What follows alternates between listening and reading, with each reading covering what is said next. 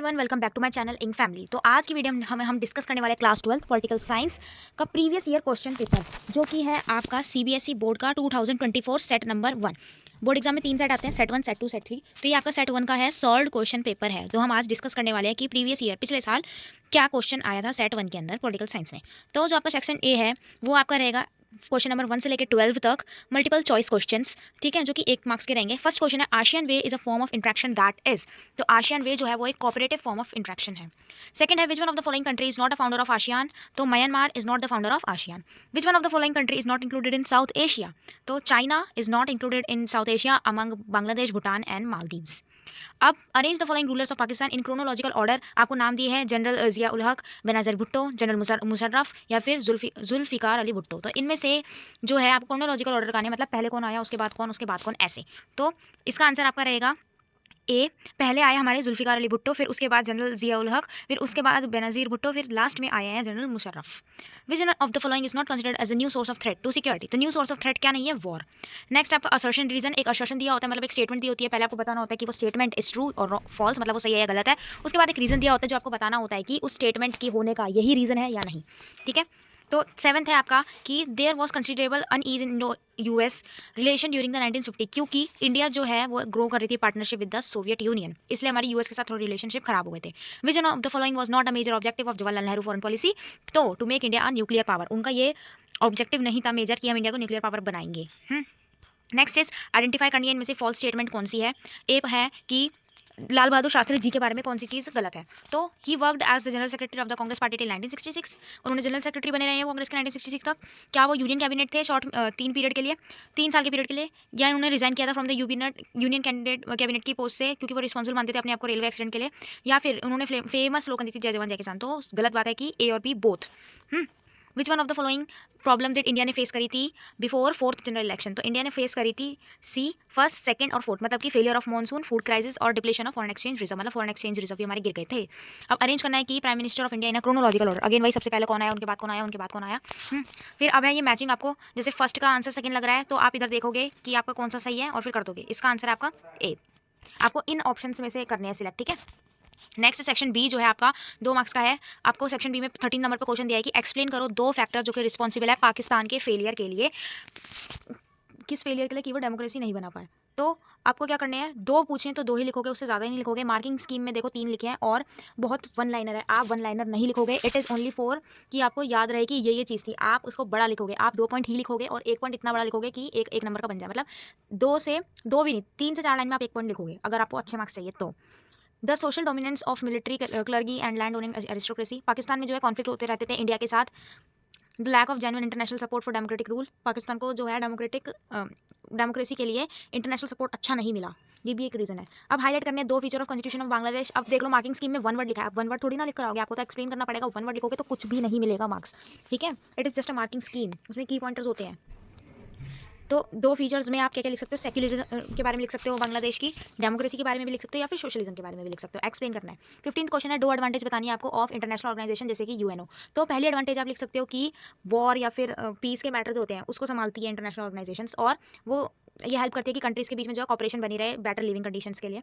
Who was the main architecture of the second 5 year plan, second 5 year plan and what did the second 5 year plan stress upon, मतलब second 5 year plan जो है किसने architect किया था और वो किस बारे में बात कर रहे हैं। तो सेकंड 5 ईयर प्लान जो था वो था under the leadership of PC Mahalanobis, ये एमसीक्यू में भी आ सकता है, ठीक है। और हैवी इंडस्ट्री के ऊपर जो था 5 ईयर प्लान था। Explain the meaning of term definition defection in politics, sorry it is defection.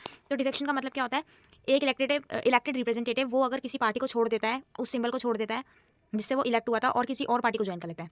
मतलब कि मान लो फॉर एग्जांपल एक XYZ है कोई, वो आम आदमी पार्टी से जीता है, आम आदमी पार्टी के झाड़ू के सिंबल से जीता है वो, लेकिन उसने जीतने के बाद जो अपनी पार्टी छोड़ दी है और वो बीजेपी ज्वाइन कर ली, तो ये हो गया उसका defection. Explain any 2 challenges that came in Indian politics after 2014 as compare to period 1989 to 2014। तो 2 चैलेंजेस इंडिया ने जो फेस करे हैं इलेक्शन ऑफ 2014 के बाद से, तो वो ये थी चेंजेस कि 2014 ऑनवर्ड्स बीजेपी ने जो है वो हम आप भी देख रहे हो, अभी भी देख रहे हो कि BJP is the only alone party which is getting a majority votes.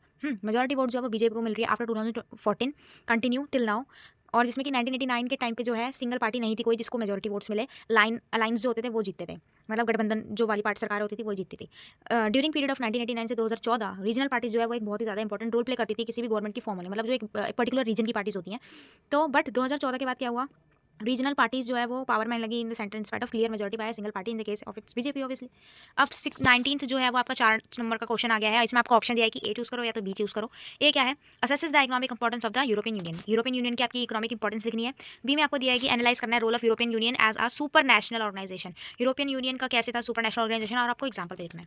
तो सबसे पहले हम फर्स्ट क्वेश्चन की तरफ आते हैं, मतलब ए पार्ट की तरफ आते हैं। मान लो अगर आपको 19 में से ए करना है ना, तो आप डालोगे आंसर नंबर 19 ए, फिर लिखना शुरू करोगे। अगर बी करना है तो बी डालोगे, डायरेक्ट नहीं लिखना। इकोनॉमिक इंपॉर्टेंस जो थी यूरोपियन यूनियन की, पहली यूरोपियन यूनियन जो था वो वर्ल्ड की सेकंड लार्जेस्ट इकोनॉमी थी, as we all know. Next to the USA था, वो यूएसए के बाद ही आता था, और वो वर्ल्ड शेयर में जो है थर्ड लार्जेस्ट थे। It is economic power give its influence over its closest neighbour as well, जैसे कि इसकी इकोनॉमिक पावर जो है वो इन्फ्लुएंस देती है as well as Asia and Africa. It also function as an important bloc in international economic organisation, जैसे कि वर्ल्ड ट्रेड ऑर्गेनाइजेशन। इसमें मैं अगेन बोल रही हूँ, बहुत छोटे पॉइंट्स है, आप इतने छोटे लिखोगे तो आपको मैक्स टू मैक्स, अगर मैं पेपर चेक करूँगी तो 2 मार्क्स दूंगी इस क्वेश्चन के। और मैं भी क्यों यार, कोई और भी टीचर करेंगी तो 2 मार्क्स ही देंगी इस क्वेश्चन के, क्योंकि ये 4 नंबर का। You are suppose to be write long answers, you are giving 12th board exams, not 6th class और 7th class exams. Next B part, the European Union जो है वो क्यों सुपर नेशनल ऑर्गेनाइजेशन है। द यूरोपियन यूनियन को consider किया जाता है as a super national organisation, क्योंकि उनका खुद का झंडा है, उनका खुद का एंथम है, उनकी खुद की फाउंडिंग डेट है, उनकी खुद की अलग करेंसी है। It also has some form of common forums, common security policy वो लोग फॉलो करते हैं कुछ अमंग द नेशंस, ठीक है। और as a super national organisation the European Union है वो able to intervene in the economic political and social areas, but in many areas its member have their, मतलब यूरोपियन यूनियन मेंबर की जो है कुछ कुछ की खुद की फॉरेन पॉलिसीज भी है, अपनी खुद की डिफेंस पॉलिसी भी है, आर्मी वगैरह की है, लेकिन यूरोपियन यूनियन का जो एक्सेस है वो इकोनॉमिक पॉलिटिकल और सोशल एरियाज में ज़्यादा है।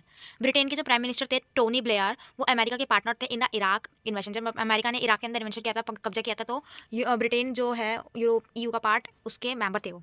Similarly many of the European Union जो है उनके नए नए मेंबर बने हैं, उन्होंने मेडअप किया है, अलाइन बनाया विद द यूएस, और कोलिशंस बनाया है विलिंग के साथ, मतलब पूरे मन के साथ। वेयर जर्मनी और फ्रांस जो है उन्होंने अपोज किया है हमेशा अमेरिकन पॉलिसीज को। नेक्स्ट क्वेश्चन है, डिस्क्राइब करो एनी 4 क्राइटेरिया जो कि प्रपोज्ड हुए थे इन 1997 for new permanent and non permanent member of UN security council. तो क्राइटेरिया थे मेजर जिसकी इकोनॉमिक पावर होगी, जिसकी मिलिट्री पावर अच्छी होगी, सब्सटेंशियल रिसोर्स होंगे, और बिग पॉपुलेशन होगी, और रिस्पेक्ट करेगा वो ह्यूमन राइट्स और डेमोक्रेसी की, उसी को बनाएंगे यूएन का मेंबर।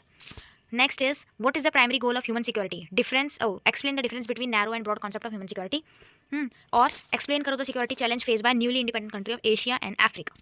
तो जो ए पार्ट है उसका आंसर क्या रहेगा, प्राइमरी गोल जो था ह्यूमन सिक्योरिटी का, तो वो था उनके इंडिविजुअल्स, उनके नागरिकों की प्रोटेक्शन करना।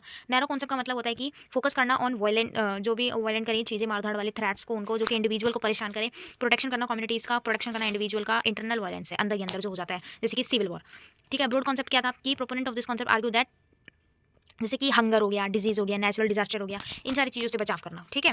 अब चैलेंजेस क्या थे न्यूली इंडिपेंडेंट कंट्रीज़ को, पहले उन्होंने फेस किए चैलेंजेस, जैसे कि मिलिट्री के कॉन्फ्लिक्ट हो रहे हैं, उनकी लड़ाई झगड़े हो रहे हैं पड़ोसियों से ही, ठीक है। उनको अपनी इंटरनल जो अंदर की मिलिट्री होती है उन पे कॉन्फ्लिक्ट हो रहा है, जैसे कि पाकिस्तान में अंदर ही अंदर जो था हिला हुआ था सब कुछ उनका, पाकिस्तान का, बांग्लादेश का अंदर ही अंदर वॉर होने लग गए हैं, सिविल वॉर्स हो रहे हैं।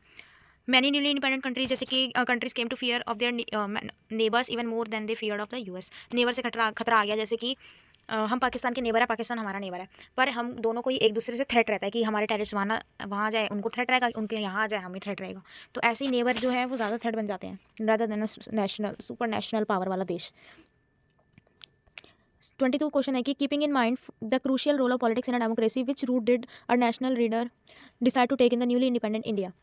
जो पॉलिटिक्स और डेमोक्रेसी का जो है इंडिया में बहुत ही ज़्यादा क्रूशियल रोल था, इन सब चीज़ों को माइंड में रखते हुए, दिमाग में रखते हुए हमारे जो लीडर्स थे उन्होंने कौन सा रास्ता अपनाया है न्यूली इंडिपेंडेंट इंडिया के लिए, उसको 2 पॉइंट्स में एक्सप्लेन करो। 2 पूछे, 2 ही लिखोगे और बड़े लिखोगे।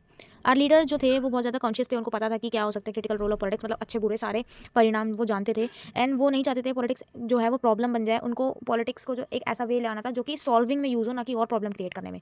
एवरी सोसाइटी जो है वो they need to decide how it will govern and regulate itself. There are always different policy alternative to choose from, ठीक है। नेक्स्ट आपका हाईलाइट करना है role of Jawaharlal Nehru in the foreign policy. Foreign policy में जवाहरलाल नेहरू जी के क्या रोल थे, तो उन्होंने प्रोटेक्ट किया टेरिटरी और integrating, promoting rapid economic development, preserving hard and sovereignty, achieving objective through the strategy of non alignment. उसके बाद है आपके ये पैराग्राफ है, उसमें से आपको कॉम्प्रिहेंसिव पैसेज है, इसमें से आपको ढूंढ के लिखने आंसर। तो फर्स्ट है कि which one of the following is not a dimension of globalisation, globalisation का कौन सा डायमेंशन नहीं है। देन है which one of the following statement जो है वो रिलेट करती है ग्लोबलाइजेशन इज नॉट करेक्ट, इनमें से कौन सी करेक्ट नहीं है। देन आपका क्वेश्चन है कि impact of globalisation is vastly, तो फर्स्ट का आंसर आपका है एथिकल, उसके बाद है आपका it affect all over the world equally. फिर आपका फ्लो ऑफ रिवर, जिसका क्वेश्चन था globalisation as a concept does not deal with which one of the following, तो फ्लो ऑफ रिवर से ग्लोबलाइजेशन बिल्कुल भी डील नहीं करता, ठीक है। और क्या था impact of globalisation vastly uneven. Then उसके बाद आपका मैप वर्क है, मैप जो है, मैप में आपसे क्वेश्चन, मैप देख लो कैसे करना होता है। ये एक मैप आपको दिया हुआ है, इसके अंदर ABCD आप लिखे हुए हैं, ठीक है। अभी यहाँ पे क्लियर नहीं है, बट ये वाला जो है ये है A, ये है आई थिंक B, ये D और ये C। तो ये मैप दिया हुआ है और फिर कुछ क्वेश्चंस दिए गए हैं, आपको ऐसे भरना होता है। आपको मान लो फर्स्ट का आंसर लग रहा है D, तो D आप लिखोगे और D पे जो स्टेट है वो आप लिख दोगे। तो हमसे फर्स्ट क्वेश्चन पूछा गया था कि the state to which former deputy prime minister Jagjivan Ram belong. तो जगजीवन राम बिलोंग जो थे वो D, उत्तर प्रदेश से करते थे। The state where the naxalist were active, ठीक है। और a state where the Congress party could not win a single seat, और ये था the state related to former prime minister of Chaudhary Charan Singh. तो इसका आंसर ये रहेगा। ये जो क्वेश्चन है विजुअली इम्पेयर्ड स्टूडेंट्स के लिए, बट आई विल से कि आप इनको भी प्रिपेयर करके चले जाओ।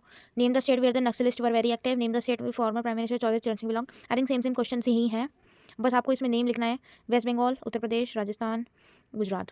देन उसके बाद कार्टून क्वेश्चन है, ये कुछ ऐसी कार्टून आपको दी गई है, फिर क्वेश्चंस का आपको आंसर करने हैं। पहला है आइडेंटिफाई करो कि नेम और लीडर जो होल्डिंग को कर रहा है, तो लीडर का नाम है LK आडवाणी। कौन सी पॉलिटिकल पार्टी है जो रथ यात्रा पे है, तो वो है भारतीय जनता पार्टी। आइडेंटिफाई करो name of any 2 prime minister shown in this cartoon, तो VP Singh and Chandrashekhar. Then आपका लास्ट सेक्शन जो है 6 मार्क्स का होने वाला है, जिसमें फर्स्ट क्वेश्चन जो है वो ऑप्शन दे रखे हैं A और B में।